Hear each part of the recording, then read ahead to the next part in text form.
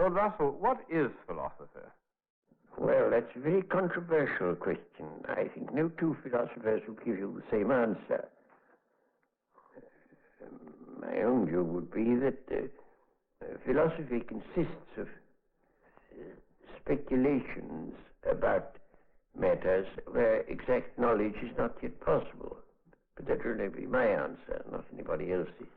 What's the difference between philosophy and science? Well, roughly you'd say science is what we know and philosophy is what we don't know. That's a simple definition. And for that reason, Christians are perpetually passing over from philosophy into science as knowledge advances. When something is established and discovered, it ceases to be philosophy and becomes science. Yes. And all sorts of questions that used to be labeled philosophy are no longer so labeled. What good is philosophy? I think philosophy has two uses, really. One of them is to keep alive speculation about things that are not yet amenable to scientific knowledge. After all, scientific knowledge covers a very small part of the things that interest mankind and ought to interest them.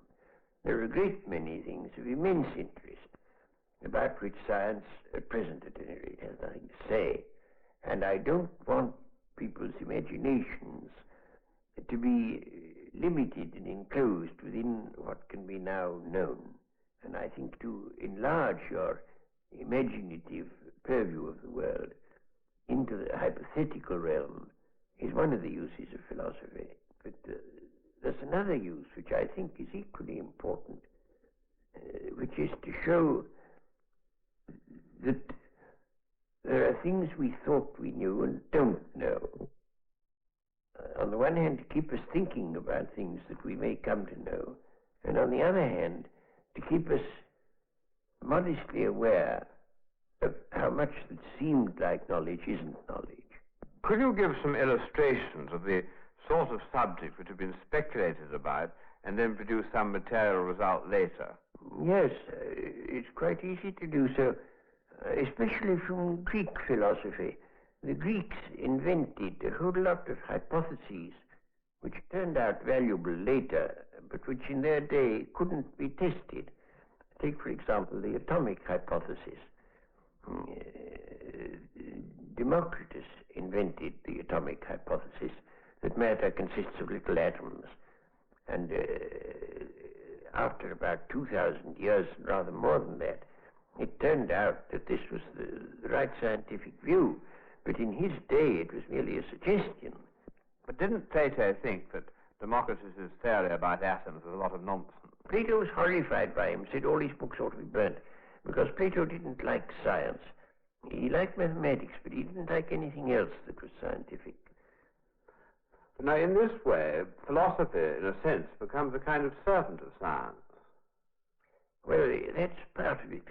But, of course, it isn't only a servant of science, because there are a number of things that science can't deal with. All questions of values, for example.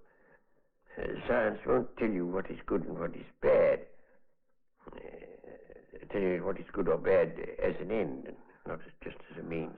But what change has there been over the years in the attitude of philosophers and the public to philosophy, would you say? Well, that depends upon the school of philosophy that you're thinking of. In Plato and in Aristotle, both of them, the main thing was an attempt to understand the world. And that, I should say personally, is what philosophy ought to be doing. But then you come on to the Stoics, and their emphasis was mainly on morality.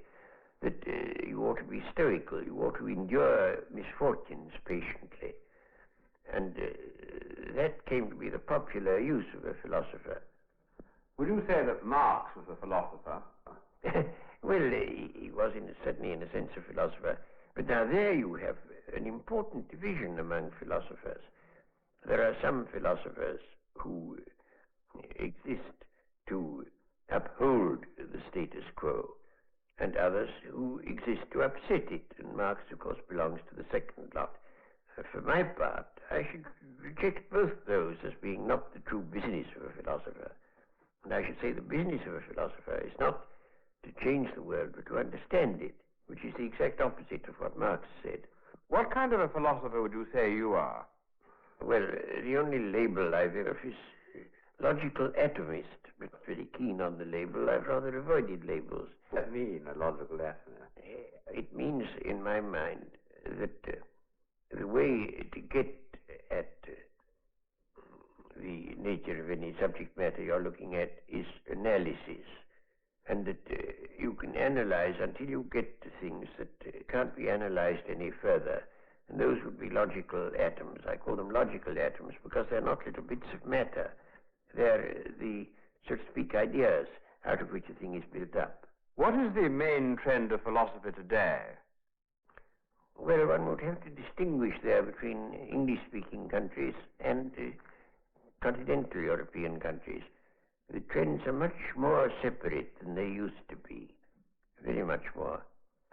In English-speaking countries, and especially in England, there is a new philosophy which has arisen, I think, through the desire to find a separate field for philosophy. In what I was saying a moment ago, it would appear that philosophy is merely incomplete science, and there are people who don't like that view. They want to have science have a sphere, philosophy have a sphere to itself. That has led them into what you may call linguistic philosophy, that the important thing for the philosopher is not to answer questions, but to get the meaning of the questions quite clear. I can't myself agree to that view, but I could give an illustration.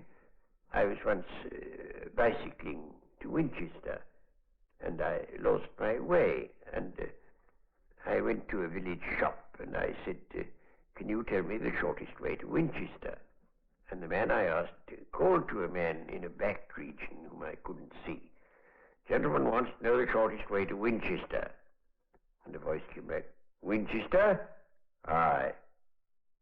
Way to Winchester? Aye. Shortest way? Aye. Don't know. And so I had to go on without getting an answer. Well, that is what Oxford philosophy thinks one should do. We get the question right, never mind about the answer. Yes, it's somebody else's business to give the answer. How does this differ from the continental approach?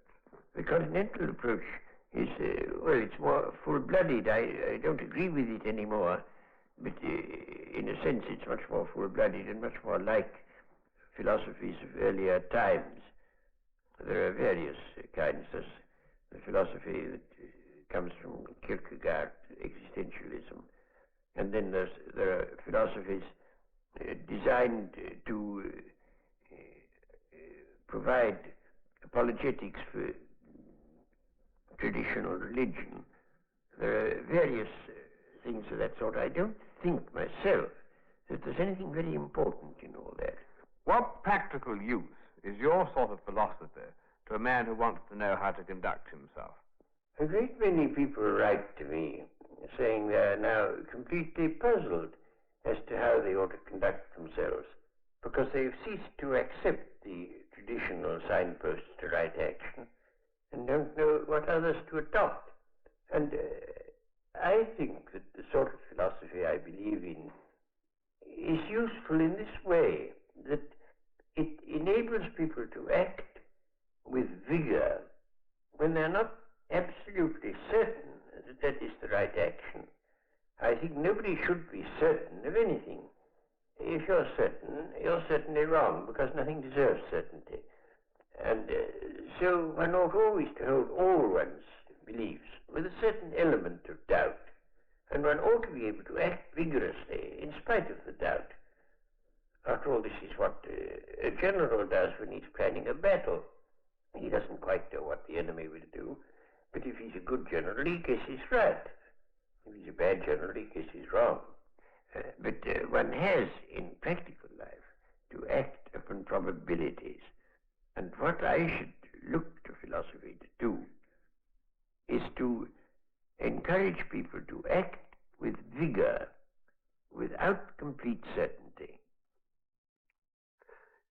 Yes, but now, how about this business, though, of making people so uncertain about things they'd sort of believed and had faith in? Doesn't that rather disturb them? Well, it does for a time, of course. And I think a certain amount of disturbance is an essential part of mental training. But if they have any knowledge of science, they get a ballast which enables them to avoid being completely upset by the doubts that they ought to feel. What do you think is the future of philosophy? I don't think philosophy can in the future have anything like the importance that it had either to the Greeks or in the Middle Ages. I think the rise of science inevitably diminishes the importance of philosophy. Well, would you summarize the value of philosophy? First, because, as I say, it keeps you realizing that there are very big and very important questions that science, at any rate at present, can't deal with, and that a scientific attitude by itself is not adequate. And the second thing it does is to make people a little more modest intellectually and aware that a great many things which have been thought certain turned out to be untrue, and that there's no shortcut to knowledge, and that the understanding of the world, which to my mind is the underlying purpose that every philosopher should have, that is a very long and difficult business about which we ought not to be dogmatic. Thank you, Lord Russell.